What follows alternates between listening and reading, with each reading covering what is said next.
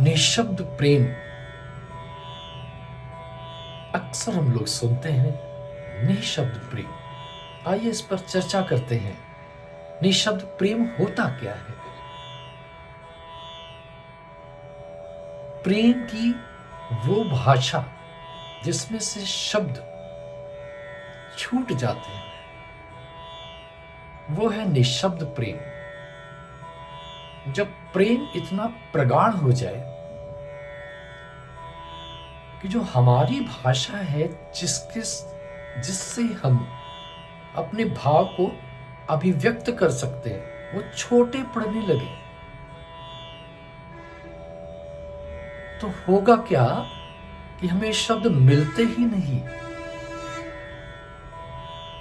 जब प्रेम में भाव इस कदर ऊपर तक पहुंच जाए कि शब्द ही छोटे पड़ने लगे, तो वहां उदय हो जाता है निःशब्द प्रेम का। आइए इसे एक उदाहरण से समझते हैं। मान लीजिए किसी मां का बच्चा खो जाए। कितनी तड़प, कितनी परेशानी, कितना टेंशन मां को भी होगा, परिवार को भी होगा। हर वक्त मां, परिवार के लोग खोए हुए बच्चे के बारे में ही सोचेंगे और कुछ सूझेगा ही नहीं। कोई भी कंट्री हो, किसी भी कंट्री में, किसी भी कंट्री की मां, किसी भी देश की मां में वही भाव जागृत होगा जो भारत की मां में हो, चाहे विदेश की मां में हो। भाव वही जागृत होगा। जब बच्चा खोएगा तो उसी प्रकार की तड़प चारों तरफ पैदा होगी। विश्व के किसी भी हिस्से में एक मां का बच्चा अगर गायब हो जाएगा तो तड़प का स्तर वही होगा। हालांकि विश्व के सभी देशों में भाषाएं अलग अलग हैं, प्रांतों की भी भाषाएं अलग अलग हैं।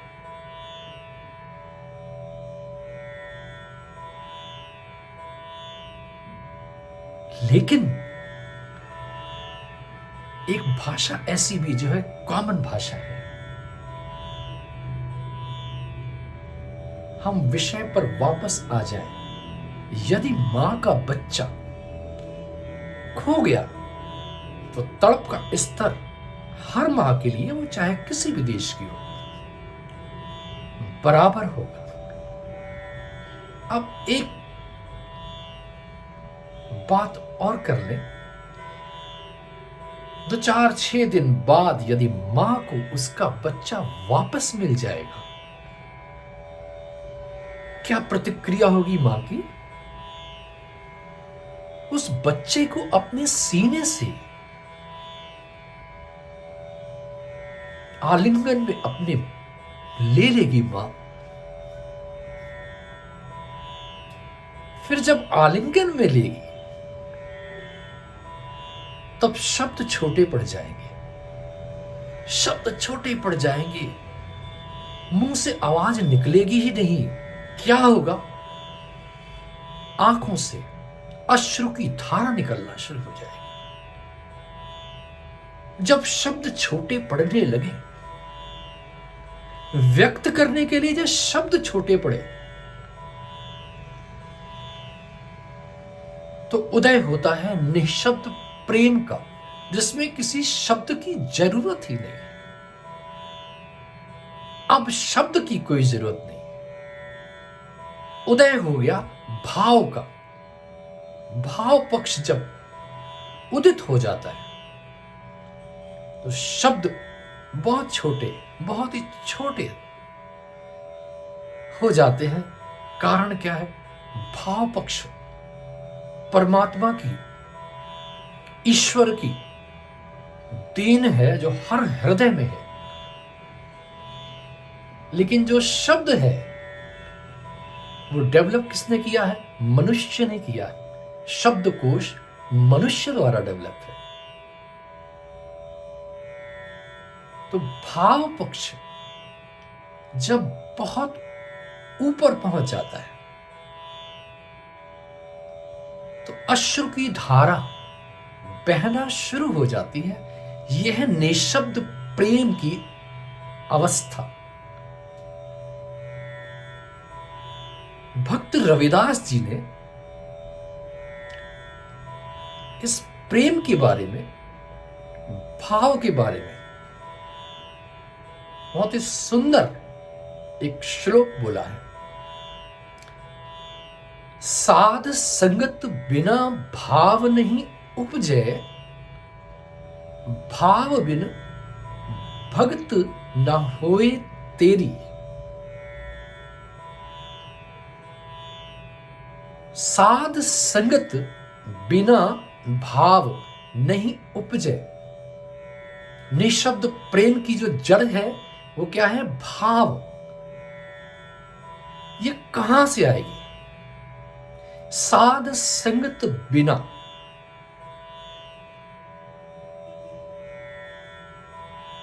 साध संगत क्या है? सत्य की संगति को साध संगत बोला गया है। और सत्य क्या है? इस आत्मा का परमात्मा के साथ सीधा कनेक्शन, वो सत्य है। साध संगत, सत्संगत।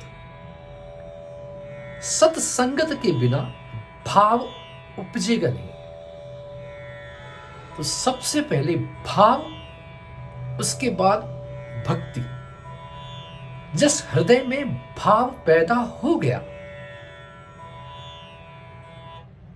और पैदा होने के बाद वो जब अपना विराट रूप ले लेगा, फिर भक्ति का उदय होगा।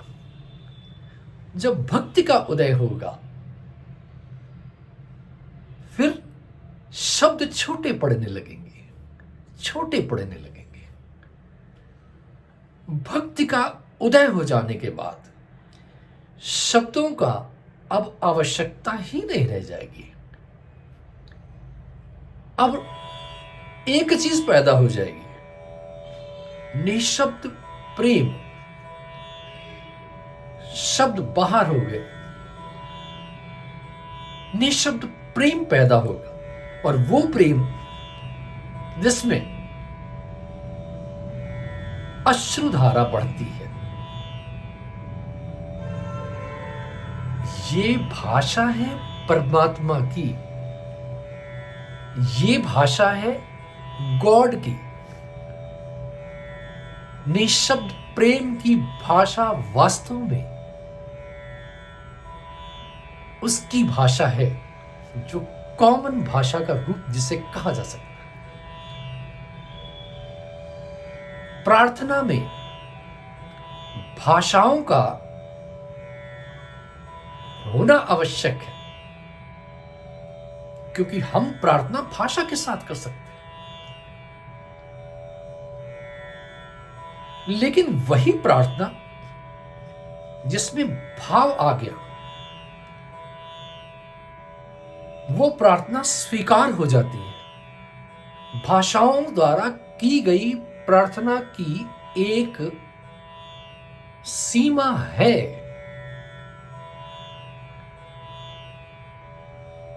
लेकिन भाषाओं द्वारा की गई प्रार्थना में अगर भाव पक्ष ऊपर है, बहुत है, तो आपकी प्रार्थना प्रभु तक पहुंच जाती है। धीरे धीरे शब्द की जरूरत कम पड़ने लगती है, निशब्द प्रेम जागृत हो जाता है। एक छोटी सी कहानी।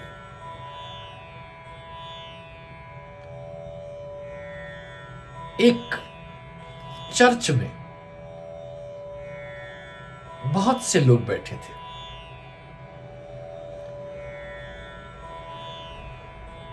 वहां पर एक ऐसा व्यक्ति भी बैठा था जिसको भाषा का ज्ञान ही नहीं था, अनपढ़ था।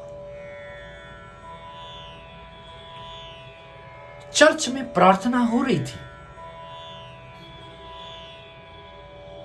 प्रार्थना समाप्त हुई। चर्च के पादरी ने आकर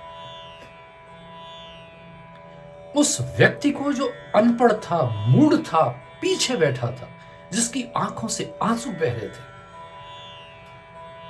उसको आकर उठाकर अपने गले से लगाया। जितने एजुकेटेड, क्वालिफाइड लोग बैठे थे चर्च में, सबने देखा, प्रार्थना हम सब ने भी की, लेकिन पादरी तो वहां तक पहुंच गए जिसके कपड़े भी मैले हैं, जो ऊपर से नीचे तक जिसकी बॉडी लैंग्वेज भी बड़ी सामान्य सी है। सबने प्रश्न किया, ये है क्या? पादरी उसको साथ में स्टेज पर ले गया, क्योंकि पादरी को मालूम था कि इस व्यक्ति के भाव पक्ष में दम है।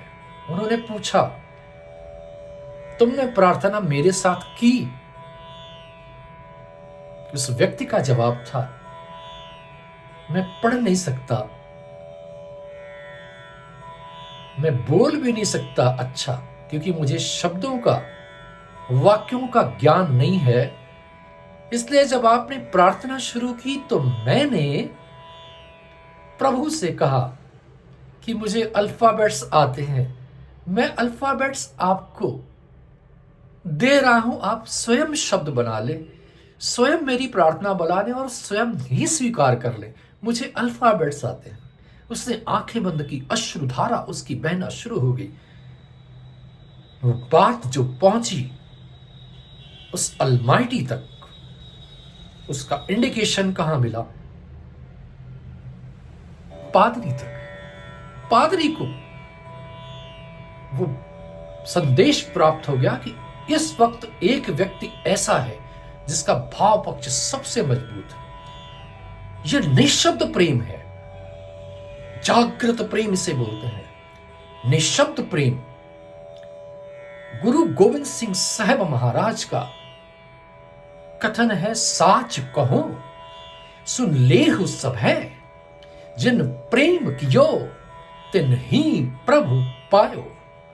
साच कहूं, सत्य कह रहा हूं, सुन लेहु सब है, सभी सुन लो। जिन प्रेम कियो, जिनके पास निशब्द प्रेम है, तिन ही, वही प्रभु पायो, ईश्वर के कृपा के पात्र बन जाते हैं। वाहिगुरु जी का खालसा, वाहिगुरु जी की फतेह।